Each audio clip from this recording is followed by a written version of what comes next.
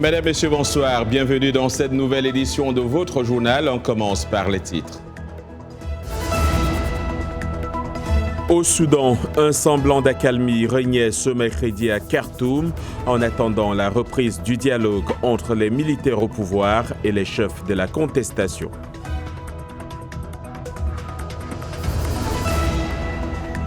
L'Ouganda enregistre son premier cas de décès dû au virus Ebola.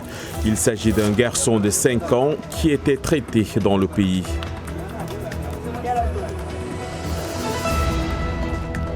L'Ouganda qui abrite également la plus grande population de réfugiés d'Afrique. Reportage dans la ville d'Adjou.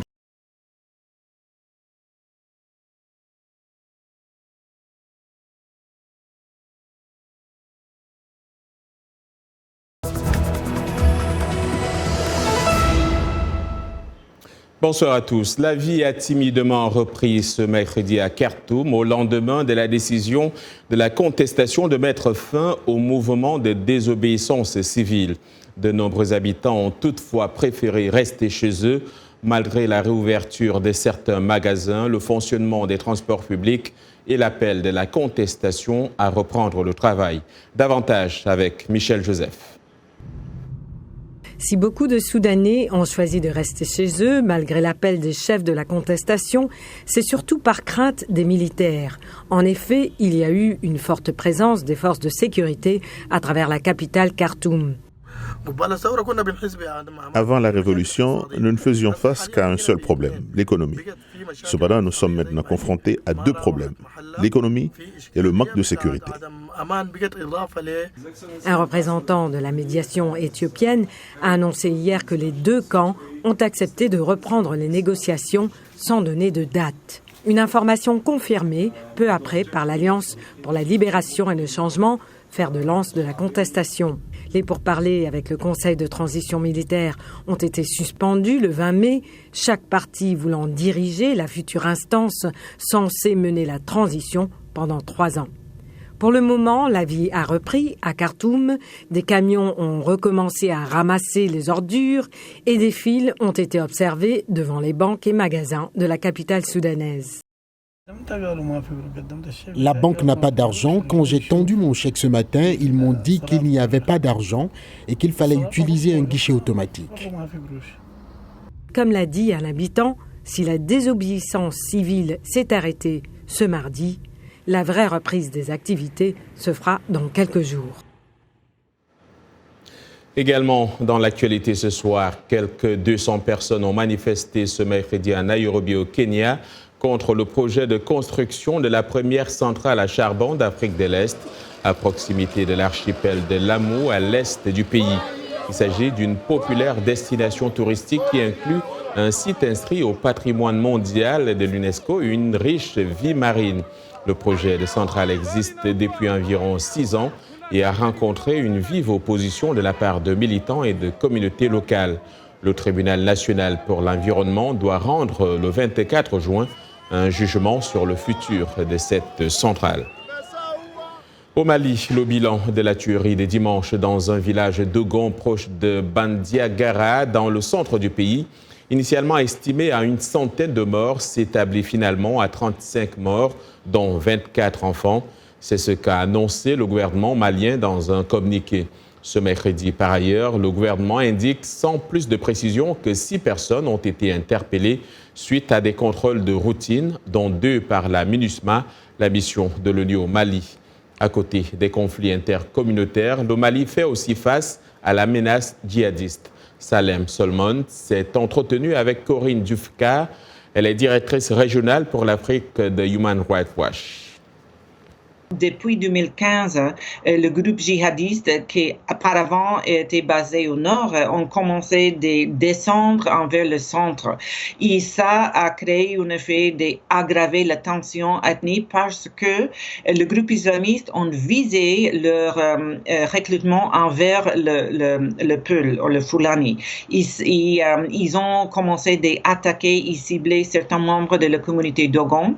Donc, la population Dogon a a pris pour eux-mêmes leur sécurité, mais ils n'ont pas seulement assuré la sécurité de leur village, sinon qu'ils ont allé à l'offensive, ils ont entré dans une dynamique de la punissement collectif qui a visé toute la communauté Peul. C'est inquiétant que le manque des enquêtes et des jugements des auteurs d'une cascade des massacres et des violences qui a continué jusque maintenant. On a remarqué que l'État malien a favorisé une approche de réconciliation, de réconcilier les différentes communautés. Ça, c'est très important, mais au même moment, c'est pas suffisant. C'est pas suffisant. Et on avait dit que le système judiciaire doit être impliqué pour enquêter et juger les auteurs. Sinon, ils vont continuer de le faire et d'opérer avec un sentiment d'impunité. 2 jeunes Canadiennes enlevées il y a une semaine à Kumasi, deuxième ville du Ghana, ont été libérées ce matin, selon le ministre ghanéen de l'Information. Les 2 étudiantes âgées de 19 et 20 ans ont été kidnappées le 4 juin au soir en sortant d'un taxi devant le Royal Golf Club de Kumasi, à environ 250 km au nord de la capitale Accra. Une 3e jeune femme qui se trouvait dans le véhicule n'a pas eu le temps de sortir lorsque ses 2 camarades ont été enlevés. La police n'a pas donné leur nom, mais a précisé qu'elles étaient des volontaires travaillant pour Youth Challenge International, une ONG d'entraide canadienne. Il n'est pas précisé si une rançon a été versée pour obtenir leur libération. La police affirme par ailleurs avoir arrêté 8 personnes, dont 5 Ghanéens et 3 Nigérianes. Au Cameroun, le gouvernement annonce 88 morts dans l'extrême nord du pays lors d'une attaque de Boko Haram. Parmi les victimes, on compte 16 militaires camerounais déployés dans le cadre du secteur 1 de la force multinationale mixte de la Commission du bassin du lac Tchad.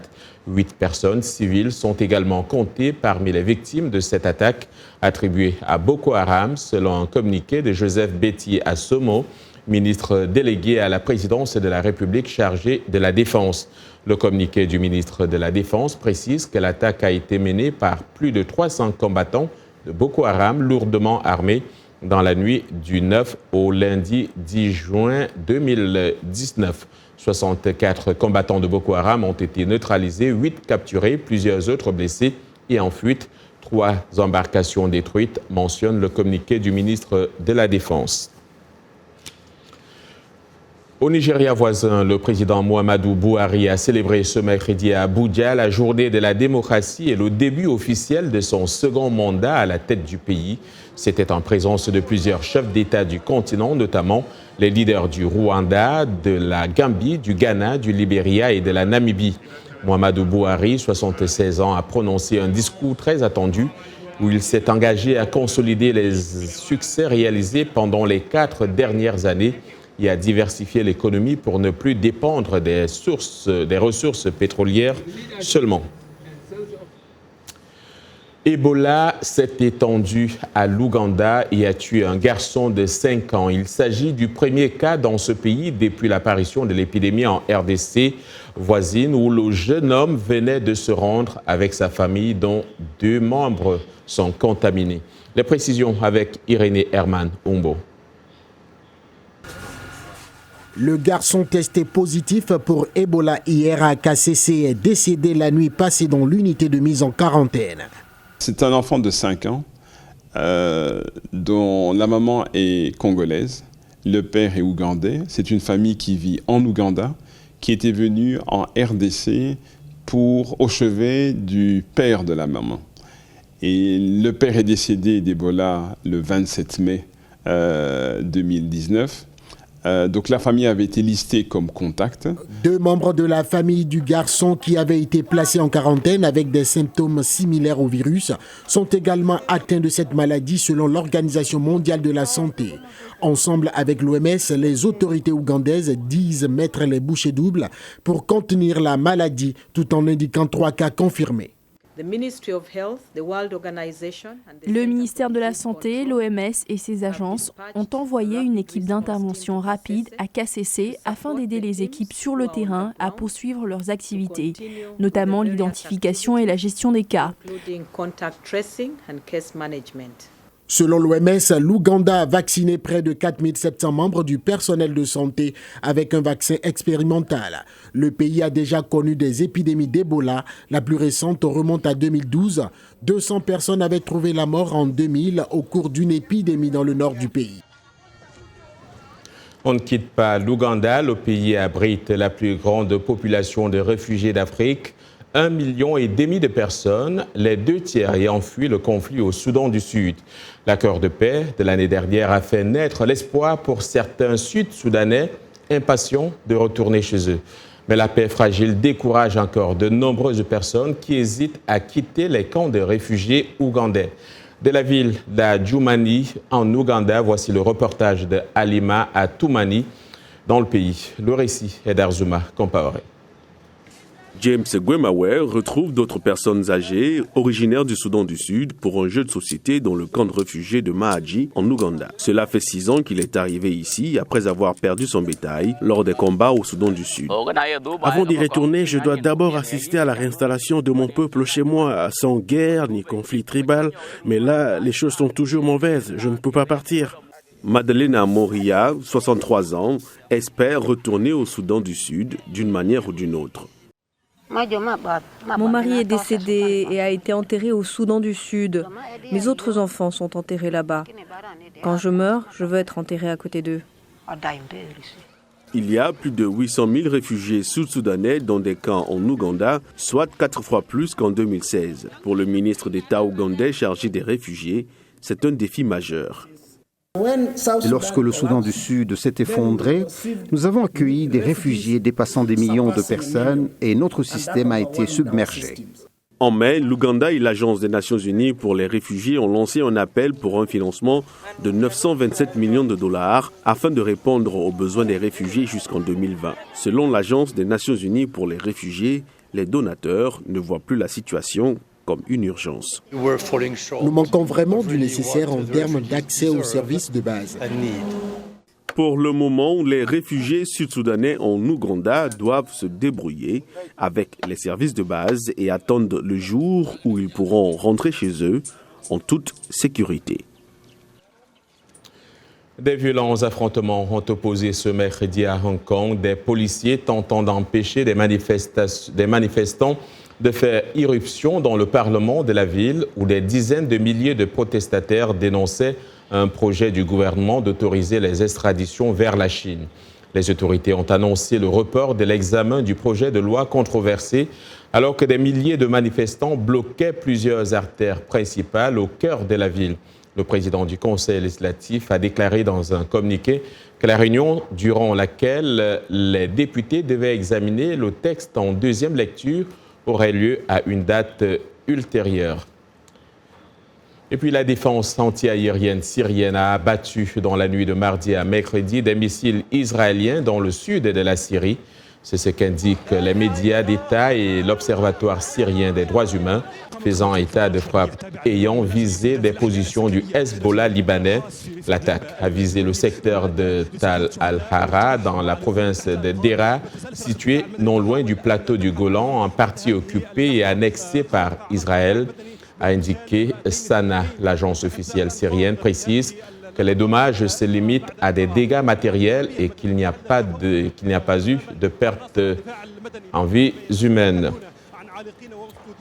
Vous regardez Le Monde aujourd'hui en direct de Washington.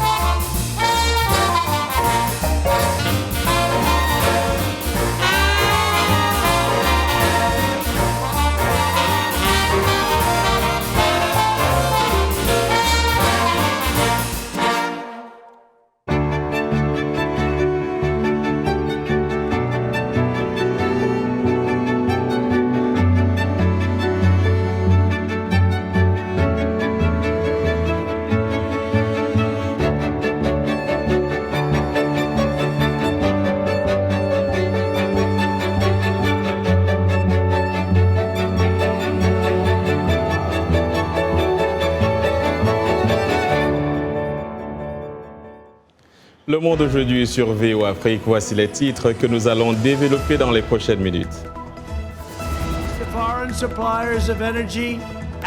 Ici, aux États-Unis, Donald Trump et l'ancien vice-président Joe Biden étaient dans l'Iowa pour faire valoir leurs arguments en vue de la présidentielle de 2020.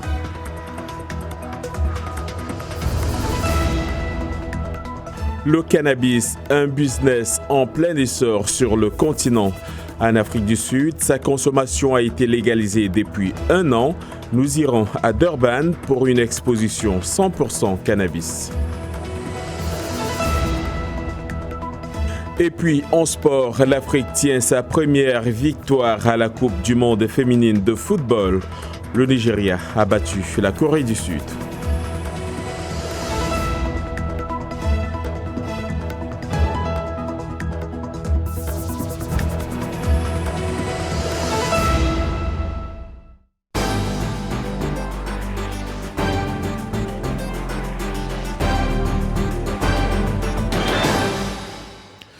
Le président américain Donald Trump et l'ancien vice-président Joe Biden se sont tous deux rendus dans l'État de l'Iowa, au centre-ouest du pays, pour partager leur message politique et convaincre les électeurs de voter pour eux en 2020.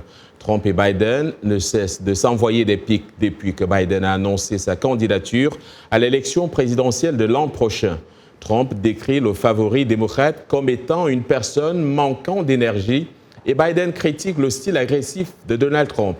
Zlatica Hawk explique que les attaques entre les deux hommes sont devenues de plus en plus virulentes. Dili Diko raconte.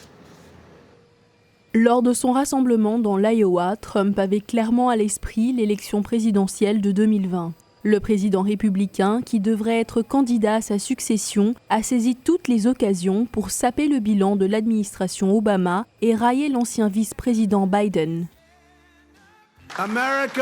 L'Amérique ne doit plus jamais être l'otage des fournisseurs d'énergie étrangers comme nous l'étions sous la présidence Obama-Biden. Joe le dormeur. Le principal argument de Trump en sa faveur est la croissance économique américaine, mais sa politique tarifaire a nui aux agriculteurs américains et à certains industriels, ce qui a fait craindre un ralentissement de l'économie. Trump insiste néanmoins que les agriculteurs américains bénéficient de ces nouveaux droits de douane. Plus tôt, au cours de sa journée en Iowa, il avait publié une série de tweets exprimant sa confiance en sa réélection en s'appuyant sur un taux d'approbation proche de 50% selon le Rasmussen Report. Cependant, un sondage de la Quinnipiac University, publié le jour de sa visite dans l'Iowa, montre que Biden est en tête avec 13 points de plus à l'échelle nationale. Biden a quant à lui préféré, lors de ses rencontres dans l'Iowa, se focaliser sur le style de leadership de Trump.